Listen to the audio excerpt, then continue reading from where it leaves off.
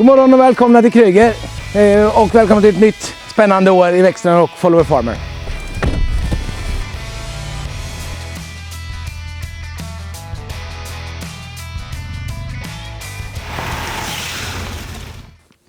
Tjena Kalle! Tjenare Peter! Tjenare. Hallå! Hej läget? Ja, det är bra, det är bra. Härlig morgon! Ja, spännande med lite kalla morgnar också. Ja, det är det verkligen. Nu skiner solen, men vi hade 6 grader kallt för ett par timmar sedan. Oj jäklar, det var kallt. Ja. Men det ser grönt och fint ut här. Jajamän, jag tänkte vi måste gå ut och kolla på lite. Vi har lite tidigt sått vete här som ser väldigt bra ut. Ja. Vi har också vete som är sått ett par veckor senare som kommer igång här nu. Så det finns mycket spännande att titta på. Absolut. Ja. Ska vi springa ut? Det gör vi. Ja, vi gör det. Vi kan se, det är ju... En lera blir verkligen vad man gör det till. Det är stenhårt, det går inte att få ner en spade ens en gång. Här är det liksom... Det är ju...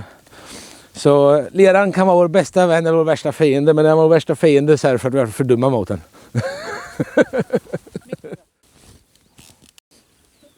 Och nu kommer vi till det viktigare, grunden.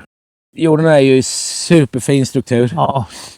Så att vi har ju liksom även nu att det har varit kallt och nu har det blivit också blivit vältat här nu. Som är lite fula blad som ska bort här nu. Men skott har vi så räcker det blir över i alla fall. Absolut. Men generellt ska jag säga, jag håller med dig här. Vi kanske behöver ha stöttningen där borta lite mera. Och tillväxtregleringen här hjälper ju till för att få alltså den här dominansen som är då. Och få ett starkare skott naturligtvis. Kanske fler sidoskott om det skulle behövas. Och framförallt främja rotutväxten. Men i det här läget ska jag säga att om vi pratar produkter till det här så har vi ju en produkt som heter Medax Max. Och det har ju du och jag pratat om innan här. Ja. Som är väldigt intressant. Och det är bättre att vi kör låga doser och så kör vi flera gånger under säsongen. Ja. Det är lite så vi ska titta på det här för att få så mycket som möjligt av det då.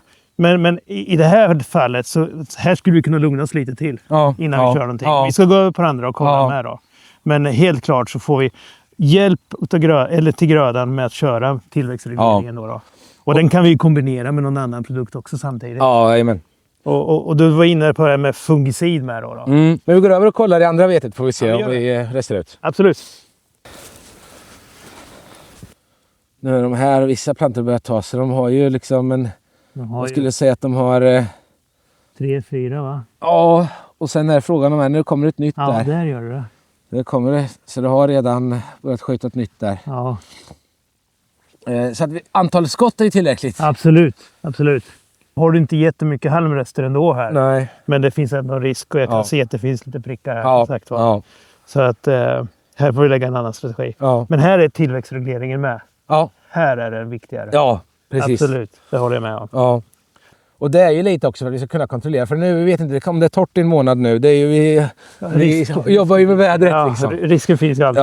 Ja, så att, men om vi får med oss en bra behandling här nu i början och sen så med gödslet som redan är på och det har börjat växa här nu så har vi ju alla förutsättningar att utnyttja det vädret som vi kommer få. Ja, helt klart. Så att vi måste ju ha stenkoll på det som är under jord.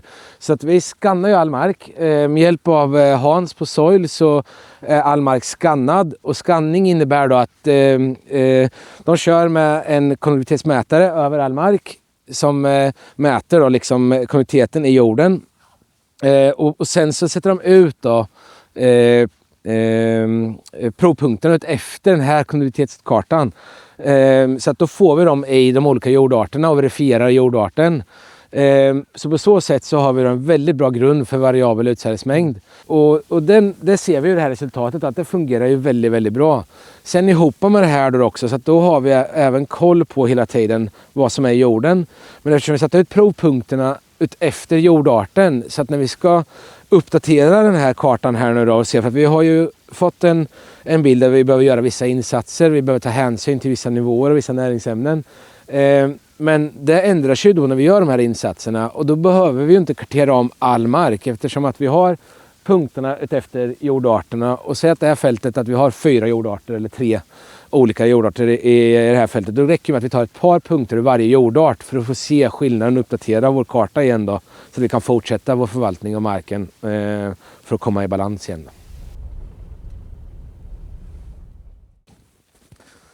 Nu är jag hemma på min familjegård så nu ska vi gå in och kolla på en liten nyinvestering för det här året.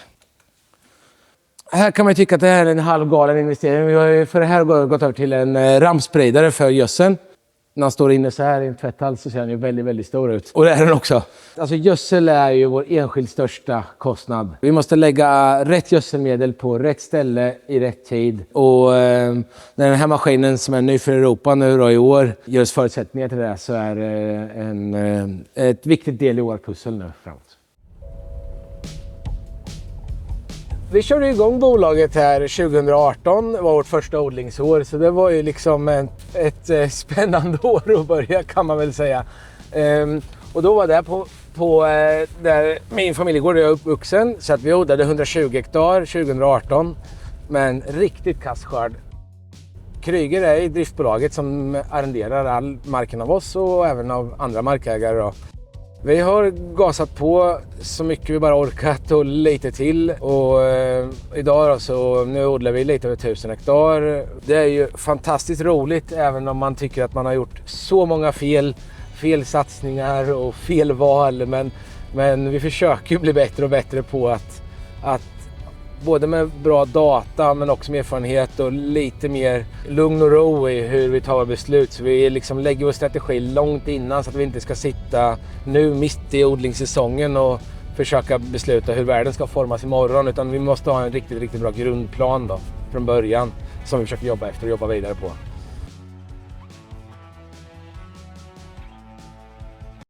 Så går han så här smärtsamt långsamt upp också.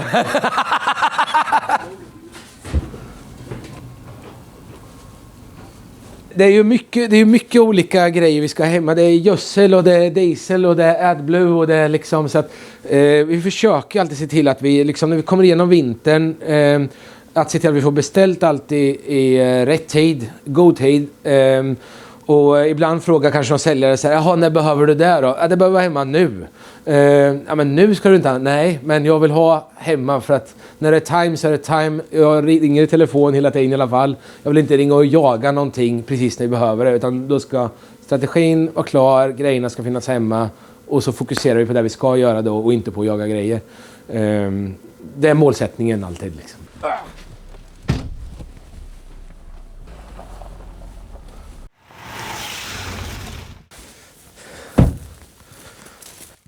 Så här ska vi köra ett spännande försök. Det här är vår mest nedfrusna raps vi har för året. Vi har Kolmården precis på andra sidan Bråviken här nere. Så här har nordanvinden verkligen kommit åt och varit tuff mot rapsen. Man ser lite hur snödrivorna har legat, liksom lite grönare, lite mer nedbränt. Så här ska vi göra ett försök tillsammans med Peter och arkitekt här nu då, där vi kommer köra varannat drag på fältet och sen då ingen tillväxtreglering alls i varannat dag för att verkligen se att är det ett sånt här bestånd som nu är lite ojämnt efter vinterns åtgång men fortsatt ett fint bra bestånd så är det värt att satsa på ordentligt. Om det är här vi ska liksom vad vi får ut av den insatsen liksom exakt hur det här beter sig, så det ska bli superspännande och se hur det här utvecklar sig under säsongen. Vi är ute mitt på Vik på landet. Traditionellt sett så har det odlats ganska lite vårgrödor här egentligen. Av anledning att det är försommartorrt här på östkusten. Det är styv lera. När vi körde igång kom jag med hemma så jag hade jobbat mycket med mellangrödor och odling i andra länder innan jag flyttade hem. Vi körde igång med det här vårt första år. Så 2018 så sådde vi in allting skulle vårsas med mellangrödor. Rapsen är ett ganska bra ställe att få lite motivation till mellangrödor om man inte har börjat med det idag. Som sagt, här är vi på en styv lera och om vi nu skulle vårså det här så skulle det här sås då kanske inom 10 dagar. Och om man då kollar på såbädden som vi har här, det här var alltså ett vetefält med stubb som hade en lätt kultivering och sen har vi sått rapsen då. Om vi kollar på jordstrukturen här nu och fukten vi har här under på den här leran. Och det kan så skilja från år till år, men alltså i den här leran med den här strukturen så är det liksom inga som helst problem att etablera en vårgröda. Så att mycket det här fokuset på att få jorden dit vi vill, liksom att tänka lite i förväg och så kan man komma väldigt, väldigt långt. Så det är bara liksom ett bra tips att gå ut i rapsen och kolla lite hur såbädden ser ut inför ett vårbruk, hur vårbruket skulle kunna se ut med en viss approach. Ja, vi är som sagt som ni ser tidigt på säsongen än. Vi har kalla nätter den här veckan. Så att fältarbetena är lite på paus. Vi är ju klara med de första gödselkörningarna. Vi har väl fått ut lite sirap på vallarna. Nästa vecka kommer det bli mer körning med gödseltunnan kommer köra i vetet. Vi kommer börja med tillväxtregleringar när vi får lite varma nätter och så vidare. Så att nu ska vi försöka bli klara med det här projektet här så att de här 45 hektarerna också är färdiga för vårbruk. Så att vi får alla dikerna klara, infarter och allt ris bortskotat härifrån. Kommentera jättegärna nere i videon om det är någonting ni tycker ni vill se mer av eller som vi ska prata mer om. Vi tycker i alla fall att det ska bli jättespännande och roligt för det här från Kryger att visa er lite vad som händer under kommande året och kommande säsong. Tack för att ni tittade. Hej!